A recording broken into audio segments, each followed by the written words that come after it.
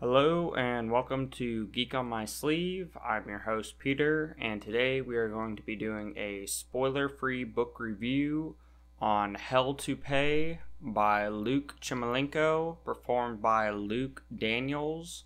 It is the second book in the Ascend Online, also known as 1.5, because it's kind of a side quest. The Audible length is 11 hours and 11 minutes. The Kindle 412 pages. And to the Goodreads, a side novel set in the Ascend Online universe, Book 1.5. Lazarus Kane is a member of the Grim Shadows, one of the thieves' guilds in the city of Iberia. Unfortunately, Lazarus is having a bad day, waking up in a torture chamber, suffering from amnesia. He'd be pretty much screwed if not for the mysterious magical sigil burned into his chest.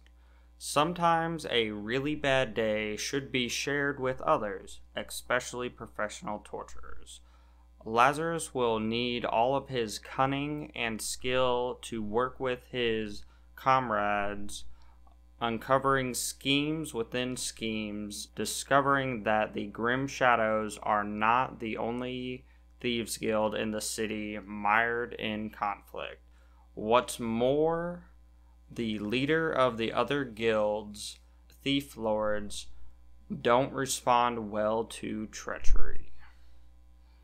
I did not really enjoy the second book until I've read the third book.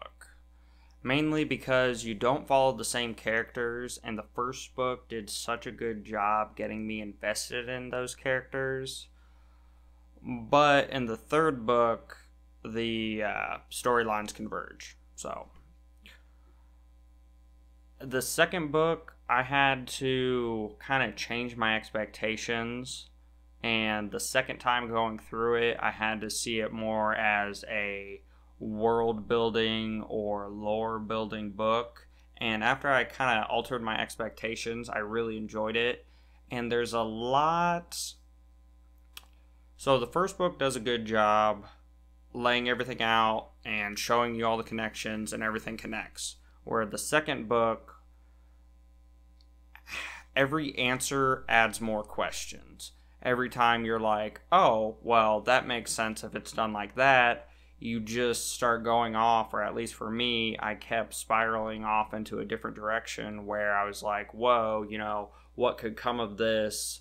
Or, it's a good book, but you kind of have to change your expectations for it. It reads more like a mystery action adventure.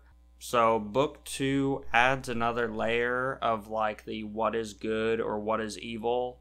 In book 1, we have two characters primarily that, I would have viewed as evil or the bad guy. And one of them is kind of more controlled by elements throughout the world. And the other one, there's no inherent thing that says, hey, he's being influenced. It's more of a role he's embraced. Where book 2, you follow a different set of characters, and it really makes you think, because in typical games or MMOs, it's called rolling a character for a reason, and I've never been a huge role player, but there are a lot of people who get into that mindset. For me, it's more an escape and to do something different. But, playing, looking back in some of the games I've played, you do play as the evil person, and, throughout the story, it's like, are they really evil, or is it just a different view or a different outlook? So it really adds another element to that.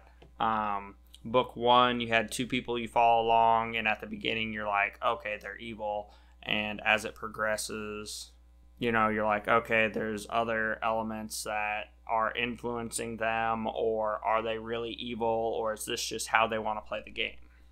And for as much as I was sad we didn't follow our main characters throughout this book, I really enjoyed how it left off.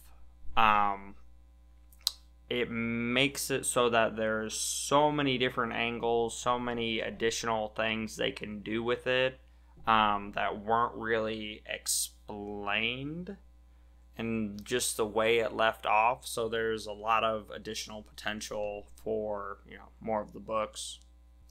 Final thoughts. We have already done a Geek Out session. We're just trying to catch up on our backlog for every Geek Out to have a spoiler-free review with it.